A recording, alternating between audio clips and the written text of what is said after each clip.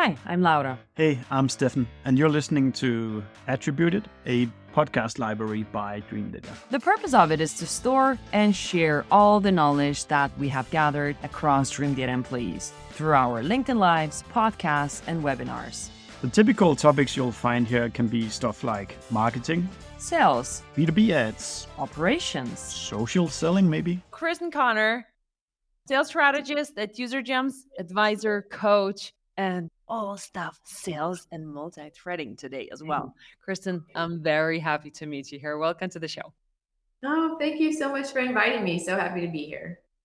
Amazing. So Krysten, if you were to give a quick intro to yourself to the audience. Yeah, of course. So I started my journey in tech sales after working as a middle school history teacher and running a family business. So of course the natural pivot was into tech.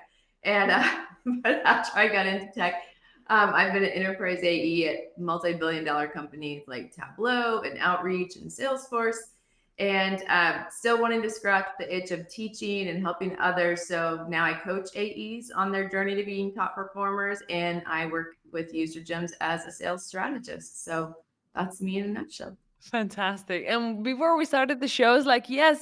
Tell everybody that I'm a multi-threading champion and professional because I made all the mistakes in the books. Great.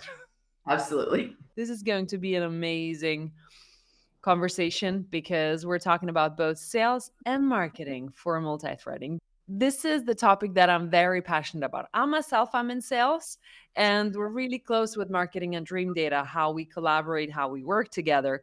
That's why the topic is so close to my heart. So help me out understanding, Krysten, in your world, in sales for enterprises, what is proper multi-threading and where do people get it wrong? Yeah, well, I guess sometimes it's easiest to define something by what it's not. Multi-threading is not mass emailing everybody that is involved with the deal. Because my dad has these funny little quip sayings, and so I think I've adopted that as well. And my little tag to remember that is, if it's nobody's baby, it's an orphan. So if you email 12 people, everyone is going to look at that and be like, oh, 12 people are on this. Someone else is going to take care of this. And so they just delete it or archive it and just move on to the 50 or 200 other emails. And the other reason that doesn't work is that when we multi-thread, and anytime we're in sales, we have to think about what's in it for me, meaning what's in it for the other person, right? And so when we multi-thread, we should be doing it at 3 different levels, like an executive level, a manager level, and an end user level. And what they care about is different. And if we're emailing them all on the same thread, we can't address what each person is going to care about from our product or from our offering. So those are definitely ways that I got it wrong very early and often in my early career. So exciting. And so when selling to large enterprises and you're saying you don't want to multi-thread by just selling and sending the one thread to everybody, when do you start involving all the people? Yeah, that's a really smart question. If we are already at power, or if we already have a champion, we want to, part of a test of how strong this champion is, who will they introduce us to? How will they guide us around the organization? Like, who's who in the zoo? What are the politics? Who should we avoid? Who's for us? Those kinds of things. So if we have a champion that's very strong, they can help guide us as to when to bring people in. I find most of the time, I'll just make it personal to me, most of the time in my career, first meetings are not with champions and they are not with power. Many times first meetings are with managers or directors or end users. They're easier to get meetings with. SDRs love that. Full cycle AEs love that. It's much easier to get a meeting with a manager or director. It's not bad. You get a lot of information that way. And we should not assume, though, really no matter who the first meeting is with, that just because they are our first contact, that means that they're automatically going to be a champion. A first contact makes them a first contact. They might be doing due diligence. They might already have a solution they love, and they're just trying to look at others so that they can figure out a good way to block. what we have. So like, we can't assume that a first meeting is a champion. And so multi-threading before the first meeting, reaching out to, I have a 3x3x3 method, reaching out to 3 executives before that first meeting, saying, hey, we have this meeting with Laura in your org. Executives don't always join every meeting related to this problem I solved. Wanted to, let you know this was the topic.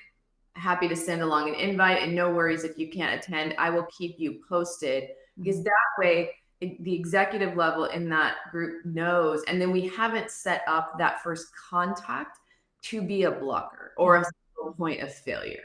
Yeah. And do you expect a response when No. you send out those informations? No, and I would say like 1 to 10% of the time you might get a response, but the response is not the point. Part of in sales, part of being great at sales, including what's in it for me, is also friction reduction, making things easier for the buyer. So when we send those executives those calendar invites, the point is not that they accept. If they do, great. But if not, they have it on their calendar. So they know that they can go back and ask that team that they've asked to be kind of the scouting party, how did this go? Right?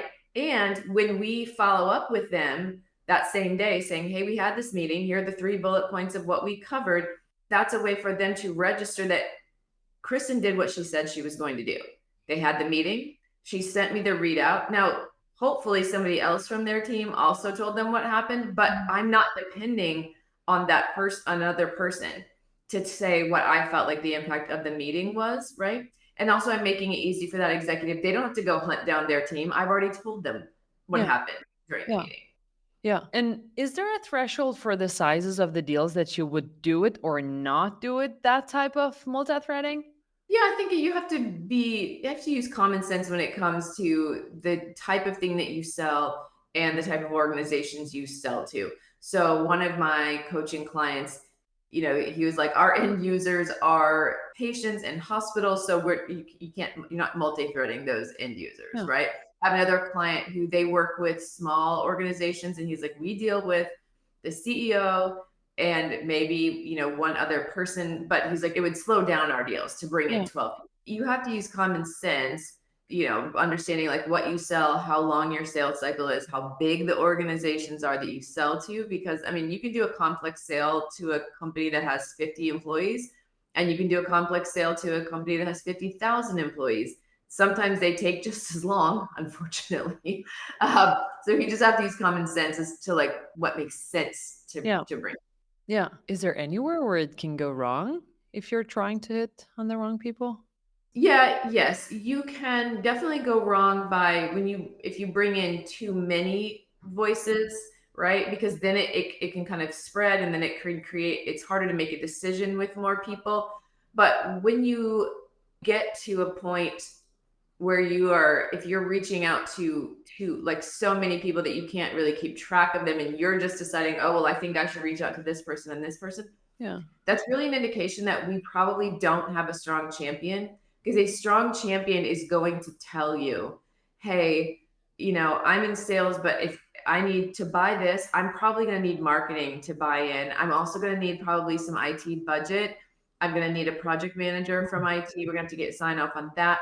Like, they're going to have an idea of who it's going to take on their end. And if we don't have somebody guiding us to who we should be talking with, and then smoothing the way for those introductions, we don't have a strong champion, and we don't have a strong deal. Interesting. So Zach has a question while we're talking. So would you say that sending that exec follow-up would also prompt them to reach out to their team for their take in the event that they don't loop the exec in? Yeah, absolutely. And that is a value add. That should be a value add for the executive, right? Like, oh, that's right, my team did have this meeting today. So instead of them having to review their calendar and be like, what happened today? Be like, oh, that's right, Laura's team did have this meeting. I need to quickly see what she thought about it. Yep, absolutely. Yeah, cool. Let's pivot a bit into that collaboration between marketing and sales, because that's a very interesting one. So how would you start that type of a collaboration? Where does marketing come in to multi-threading for sales or with? Yeah. So before UserGems, I had never seen marketing partner so closely with sales on multi-threading. And I mean, at Tableau, at Salesforce, we had great, fantastic, marketing departments who partnered well with sales, but I had and maybe they were doing it behind the scenes, but I know Trinity at our VP of Marketing UserGems is a phenom. So how we have done it is, once we in sales, we start a deal, part of the UserGem product is that it will go grab data and fill in the other probable stakeholders, right? So if I'm talking to Laura and you're VP of sales, we know at UserGems, we also need VP of marketing and probably an IT director. And so the product will go and fill in CRM. Okay, here are the people that we think are the typical stakeholders. And then, which you can do obviously without UserGems, an AE can go hunt down, here are the people that I think should be involved in the deal. But we get that into CRM. And then our marketing team grabs that and starts sending them ads on LinkedIn that talk about the problems that we solve for their role, right? So if they're on LinkedIn, like, we're going to follow them they're going to see us everywhere. And we will even have that comment in, in Zoom meetings. So they're like, suddenly we see UserGems everywhere. That means it's working. It's amazing that when you have that really tight collaboration with marketing, how far that can go and how much that can do because you're going to have some personas, especially probably IT, for a lot of us in tech, that may not have much awareness of your product, and marketing can really help with that. Oh, that's great. That's fantastic. So I guess that is like very personalized and targeted ads on LinkedIn, not some generic stuff. So how do you agree? What is it that we should be sending to those specific stakeholders? Yeah, I think, again, when you have a really strong marketing department, they've built out those personas, right? And they understand, we've looked at case studies, we've talked to customers, we've talked to our customer advisory board. We know what problems we solve for that persona. So we can speak specifically to that. And also, again, at UserGems, just part of the genius is the ads that they get along the buying journey are targeted to different things that the buyer cares about at different points in the buying journey. So if you look at buying journey, a lot of times, once people agree that first of all, we have to agree that there's a problem big enough to solve, right? So then marketing will send them ads about, talking about Gartner research that, execs make decisions within the first 30 days. And so it starts to register like, oh, this is a bigger problem, or this is, a bigger problem we should think about solving. And then midway kind of through the buyer journey, people care more about features. What can this do? Is this the thing that solves our needs? And so then the ad would be about the features and how it helps that particular persona. And then towards the end of the buying cycle, people care about risk. And so those ads would be more targeted to things like social proof, right? Like, people like you do things like this. Hey, you're people in this space, your competitors, all these brands you recognize. So it's very specific. It's not just targeted to the persona, but it's also targeted to where they are and how long the deal's gone on. That's fantastic. And how would you, as a salesperson, then approach multi-threading differently than if marketing does that piece of a job, which is great, then you don't have to blast emails to most of the people. How do you adhere to that in sales? Yeah. So then marketing is one to many, right? Like this, they're speaking to the general problem, but we in sales are hearing specific things in the Zoom meeting. We are, or the on-site meeting. We're hearing specific things from our champion, things like internal vocabulary, where maybe the slogan is 5 billion by 2025, right? Like we're hearing that vocabulary. We are understanding the personal win, that the VP of sales wants to be CRO someday, and that marketing has to meet a certain, they have a pipeline number that they're 26% behind, right? Those are very specific things. And so then when we are specifically following up with them, whether that's an email, a voicemail, a video, however, we're specifically and individually following up with them, we are referencing those specific things that they care about. Marketing is talking about the bigger problem they solve. We're talking about the problem we solve for them. Nice. And would you ever split out inbound and outbound deals booked and worked on in terms of multi-threading for sales? I think it depends more on it's really all about, do you have a strong champion? And you can have a strong champion whether you're going outbound or whether it's coming inbound. It seems more likely if it's inbound, right? Because they've come to us. Yeah. But again, we don't yet know the reason they've come to us. We'll have to figure that out. I'll give you an example. There was a VP of sales that I outbounded whenever I was at User Gems, and I had followed her career actually. And so I sent her a very personalized first email and cold outbound her. She and I had never spoken, but I knew who she was and knew what she'd accomplished at some other places. And I sent her like 2 emails, and she responded and she said, hey, actually, yes, we are looking for something like this. Let me hand you off to my RevOps person who is going to run this evaluation. And actually, I never met with her. She never joined a meeting. I kept her in the loop throughout the process, but she was a very strong champion, even though we never met, even though she never joined a meeting, and even though I outbounded her, because she immediately hooked me in with the right people and told me, okay, these are the people that need to join. So a strong champion can look like lots of things, and it can come from inbound or outbound. For me, that's how I would think about making that division as far as working on deals and deals that are worth my time. Love that. Really cool.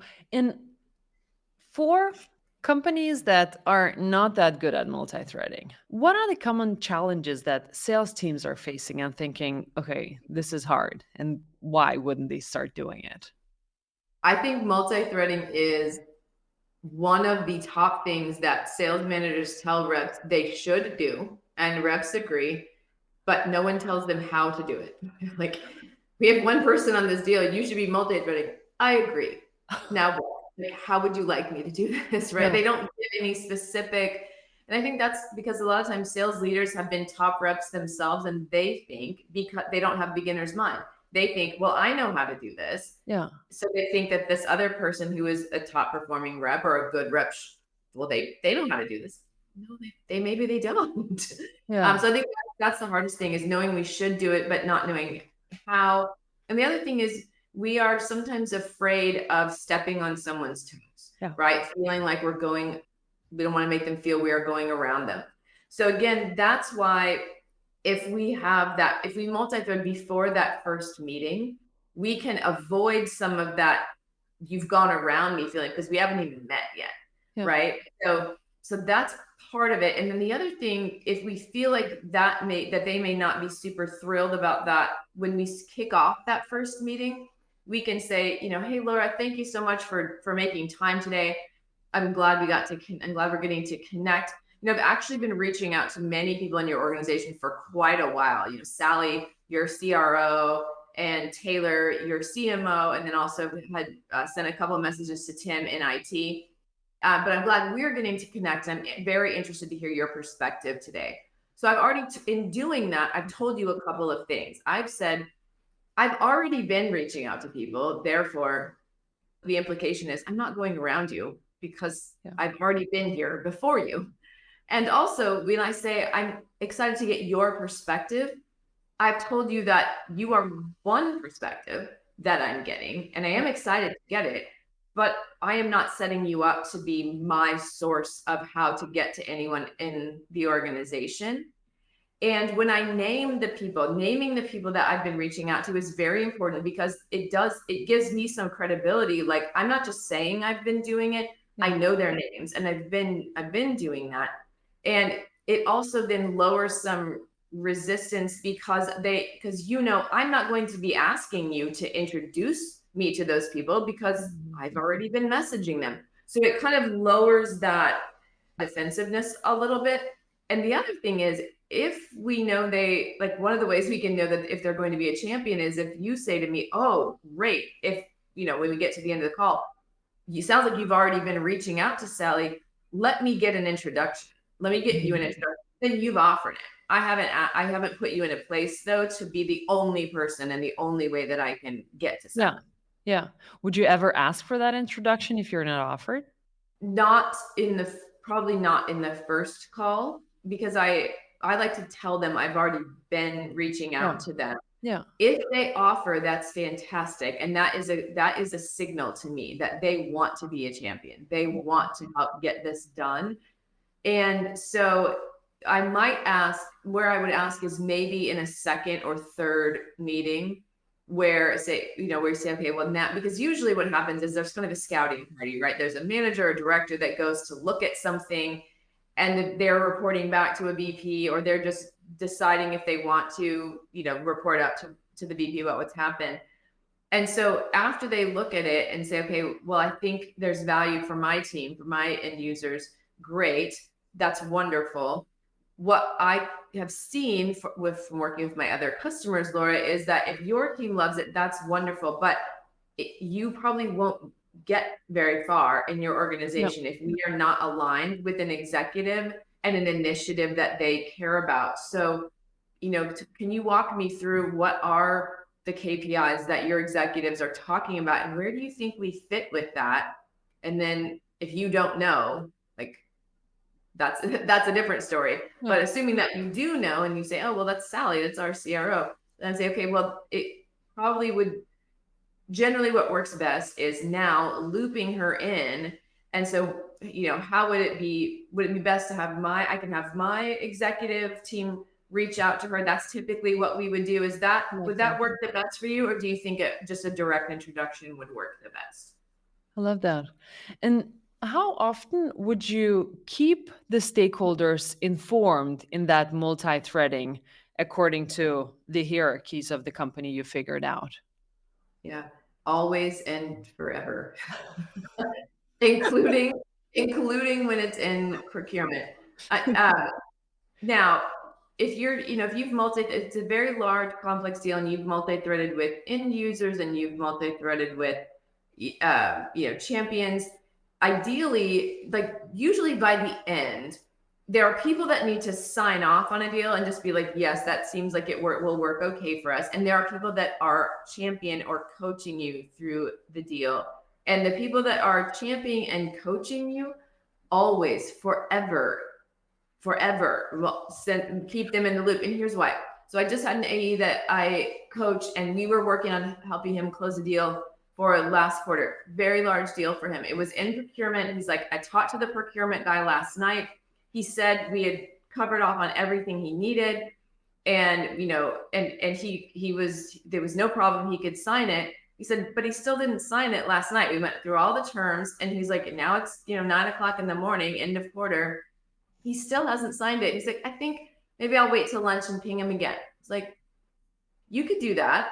If it were me, procurement has nothing to lose, whether this gets signed at 9 a.m. today or tomorrow. And us reaching out and being like, just checking in, did you see the DocuSign?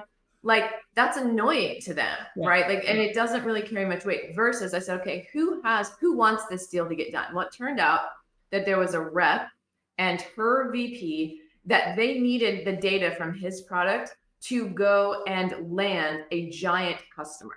Yeah. And that meeting was scheduled for August 24th.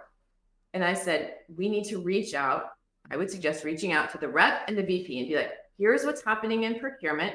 Brad, lovely human in procurement, had a great conversation last night. Somehow I still don't have the signature, and walked them back. Sounds like your meeting is August 24th. We need 2 weeks to get you that data so that you can walk in there for your presentation. If you reach out and ping Brad, it's definitely going to mean more than if I do it. So just wanted to let you know kind of where we are, because part of reducing friction and making things easier for buyers is when things go to procurement or a different department, sometimes it's like a black hole. The left hand frequently doesn't know what the right hand is doing in a company.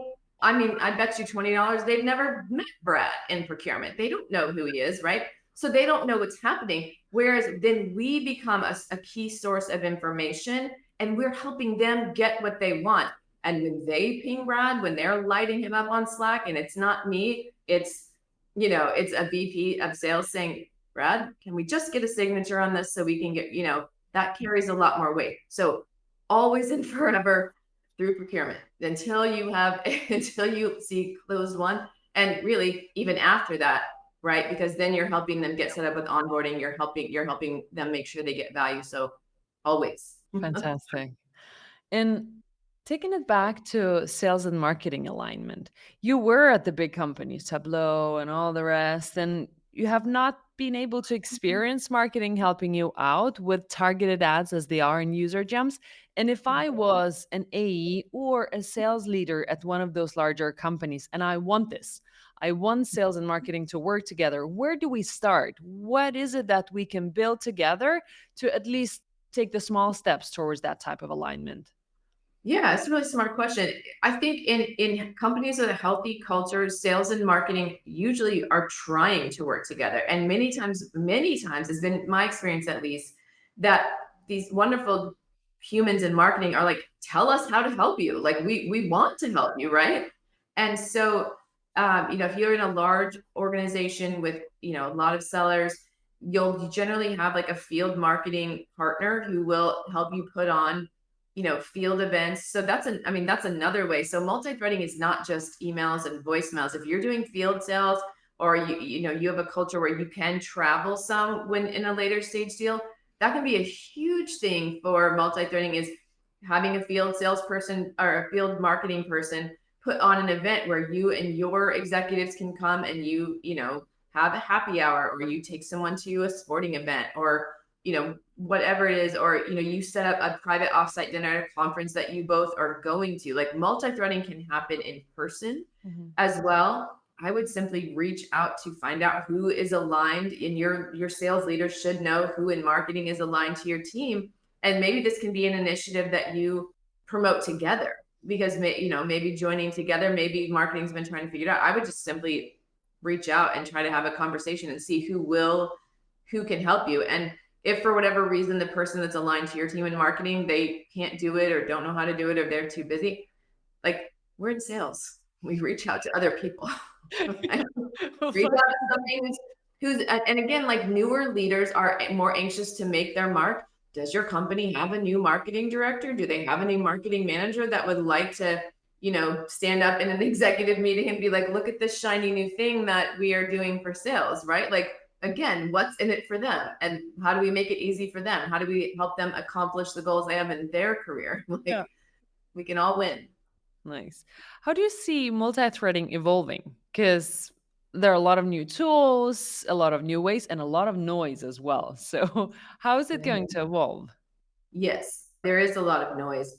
The thing that warm referrals and like warm conversations, with meaning reach people that already know them, reaching out, are some of the least noisy, like those that will cut through the noise, right? If I'm an executive and another executive I know says, hey, sounds like you're talking to user gems, we actually talked with them 6 months ago, we're getting onboarded, here's what we've seen, just heads up, that's huge, right? Like that cuts through. If it's a familiar person in their inbox, that's huge. The other thing is this is hard because the phone is like the most uncomfortable channel, but it's the least noisy channel. I mean, think about, I probably got 45 plus emails, texts, DMs yesterday, and I'm not an executive, right? They get 200 plus probably. How many voicemails did you get yesterday? Probably 1 to 3, right? So like that, I mean, it's uncomfortable. It's no fun to cold call someone. It's, everyone hates the sound of our own voice. We don't want to practice the voice message so that we sound tight and interesting, but like the phone is the least noisy channel. People have 200 emails and maybe 1 voicemail. Like the odds are pretty good there. Or even just even a LinkedIn, if they're on LinkedIn at all, like a LinkedIn voice note where they can't see what you're saying, but they're like, Laura sent me a 12-second message. Like, what's this? Like that. Sometimes many times I've had people say, I didn't even know you can do this on LinkedIn, right? Like it's interesting just because they've never seen it. So there's lots of ways to break the noise. For really, if you're chasing like a whale of a deal, some ways that I've both kicked off a deal or brought an executive in, or like re-engage an executive that's been ghosting, is I send them something in the mail. So, I mean, we have to be creative because the inbox is a very, very noisy place these days. I love that. Warm referrals, stand out with stuff that people feel uncomfortable of doing, send out direct mails, And then you Mhm. will be able to stand out for multi-threading. I love that. That's so great. And remember all the time, marketing can definitely help. I think that's a very big learning of today as well. It's like, because we sellers, we know how to do it sometimes. We know we have to do it. We don't know how to do it. But bringing in marketing, they probably will also have additional ideas like, what if we send them, I don't know, updates in a mail with a tiny gift or something like that? Nobody will Mhm. say no to that. Yeah, exactly. I mean, yeah, the gift, and like again, that's harder to do if people are working from home. But there are solutions where you send them an email and they just provide the address, and so that the seller doesn't Yeah. see it. Like, I mean, there's all sorts of ways to do it. We just have to figure out ways to be creative. And I see a lot on LinkedIn about like sending the perfect email, and we should pay attention to that, right? Like we should definitely pay attention to that, but we don't have to get stuck there, right? Like the best, especially the best enterprise sellers I know. And so whether you sell enterprise now or you want to, the more creative, the better. Like, Yeah.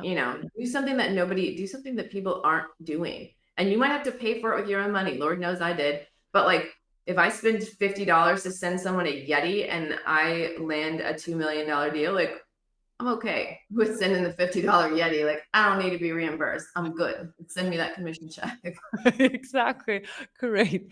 Kristen, I love the conversation. Look at that. So we've got Heather asking, you've got incredible content. Do you have multi-threading one-on-one guide or have something in the making? Because people want it. Yeah, so I partner with Chris Orlob and P Club. I have a whole multi-threading course on P Club. And so people can sign up and you can buy just that course, or your whole org can sign up and do it together. And they have a whole package. It's actually, Chris and his team have been kind enough to tell me it's the most popular course they have, other than the things that Chris does. Chris is a freaking genius. But I think it is really because there's been so little guidance from sales leaders on how to do it. There's like a lot of nagging that we should do it. And it's because it wins deals, right? But I also think something that most sellers don't think about, and this can really help our mindset when we go to do multi-threading. Like we get told by sales leaders, well, this helps, we win when we have more people involved. That's true. But go deeper and think about the why. Mm-hmm. Why would we win when we have more people involved? Here's why. Forbes and McKinsey say that 70% of change initiatives fail.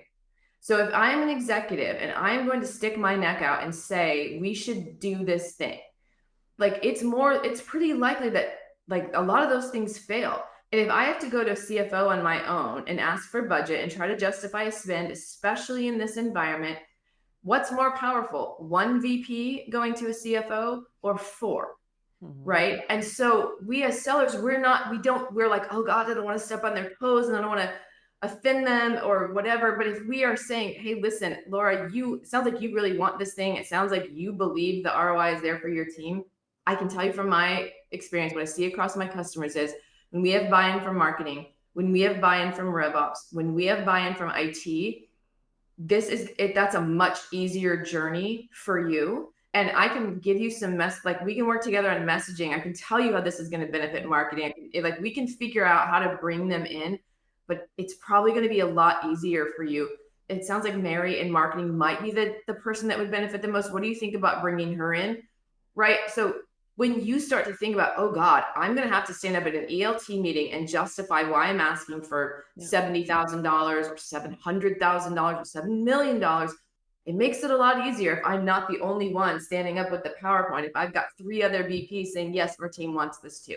Yeah. Yes, our team has vetted this. So when we think about as a way that we can make our prospects' lives easier, that makes it easier for us to make the ask, because we don't feel like, oh, this is just for me because I've been told to do it.